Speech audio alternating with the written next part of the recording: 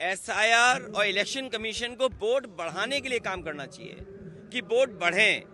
और मैंने जैसा कहा और फिर कहता हूं कि यूपी में 3 करोड़ से ज़्यादा वोट कटने जा रहे हैं। अगर आप सोचें 3 करोड़ वोट अगर कट जाएंगे और बीजेपी इलेक्शन कमीशन मिलकर के ये साजिश कर रहे हैं कि जहां जहां बीजेपी हारी है वहां पर वोट ज़्यादा काट दें, तो ये तो साजिश है। लोकतंत्र में, डेमोक्रेसी में साजिश है। और ये एसआईआर नहीं है, एसआईआर के बहाने एनआरसी है। जो एनआरसी ये सीधी लागू नहीं कर सकते थे, वो एनआरसी लेकर के आए हैं। ये लोगों के कागज ढूंढवा रहे हैं। अगर कभी एनआरसी लागू तो कागज क्या देने पड़ेंगे? यही तो कागज देने पड़ेंगे। और फिर आप लोग तो एक उस शहर के जो टेक्नोलॉजी को समझते हैं, आधार को आधार ही नहीं मान रहे हैं।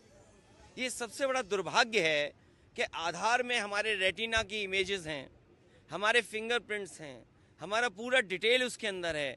हम आधार को आधार ही नहीं मान रहे हैं और एसआईआर करा रहे हैं, जिससे लोग परेशान हैं। इन्होंने नोटबंदी में परेशान किया, जीएसटी से उद्योगपतियों को परेशान किया, कोविड में परेशान किया और अब एसआईआर से परेशान कर रहे हैं। क्या सोच सकते हैं आप यूपी में 3 करोड़ से ज़्यादा वोट कट जाए? तो ये कैसी डेमोक्रेसी है? अगर हमें वोट ही नहीं डालेंगे हम, तो फिर लोकतंत्र को कैसे बचाएंगे? अभी हम बाबा साहब भीमराव अम्बेडकर जी की प्रतिमा देखते हुए आ रहे थे।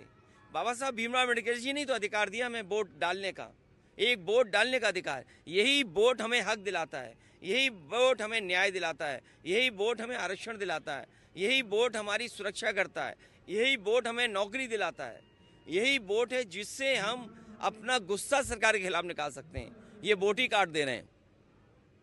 ये बीजेपी की साजिश है। सर, और एक तरफ यहाँ